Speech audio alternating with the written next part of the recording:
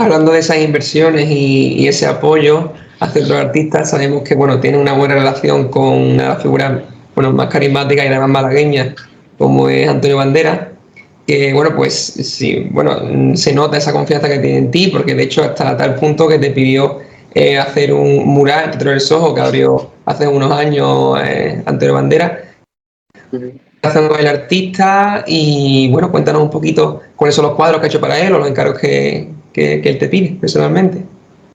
Sí, Antonio llegó a mí de una manera totalmente inesperada porque a través de otra persona pues me encargó una pieza sin yo saber que era para él, ¿no?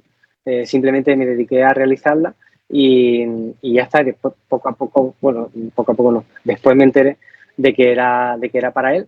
Ya él se puso en contacto conmigo, estuvimos hablando y él se interesó muchísimo por mi trabajo y bueno, me confesó que yo le gustaba muchísimo y demás. Y a partir de ahí, pues la verdad que eh, mm, es raro esto que voy a decir, pero normalmente los artistas no tenemos muchísima relación con los coleccionistas. Es más, yo hay muchas veces que sobre todo cuando se ha vendido a través de galerías de arte, ¿no? Ni siquiera conozco al coleccionista que ha comprado la obra, porque el coleccionista con quien está en contacto directo es con el galerista y no con el artista. Entonces, claro, en este caso él fue, digamos, directamente hacia mí, no fue hacia el galerista. Entonces me quiso comprar a través mía y a partir de ahí pues surgió una amistad que la verdad que yo no me la esperaba. Y la verdad que ha sido como muy bonita porque yo creo que también las circunstancias, ¿no?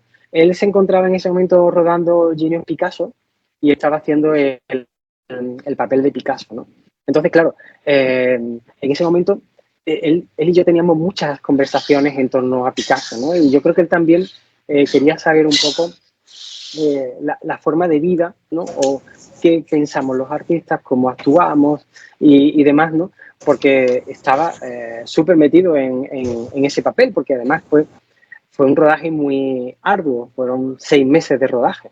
Entonces yo recuerdo que esa amistad que surgió, que comenzó justo cuando comenzó el rodaje de Picasso, pues fue una relación, eso que nos dio mucho tiempo para hablar de todo esto, ¿no? Entonces ahí yo creo que se forjó en el momento indicado, ¿no? Esta amistad para que al final pues los dos encontrásemos muchos puntos en común, ¿no? Y muchos nexos.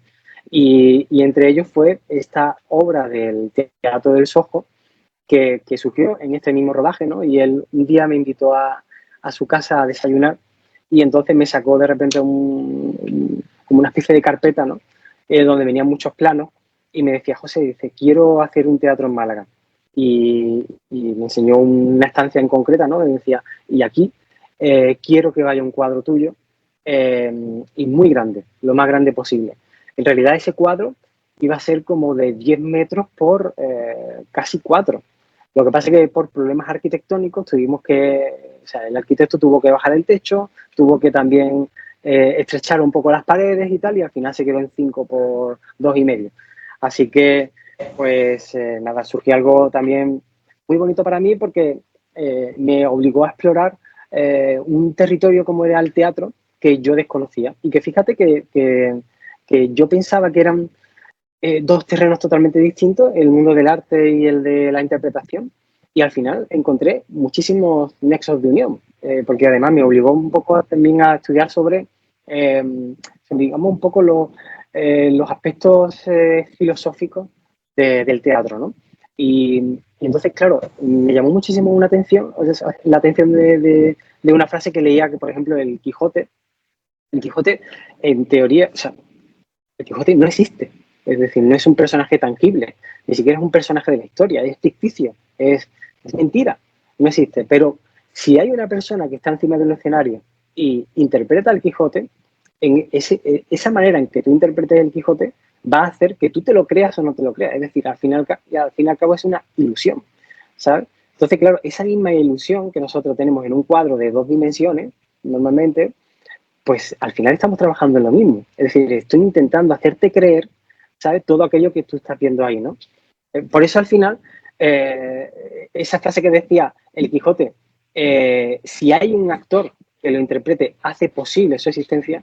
Por eso de ahí al final el cuadro se llamó Todo lo mundo posible, porque al final en el teatro lo que se va a escenificar sobre las tablas del escenario es un mundo con infinitas posibilidades, ¿no?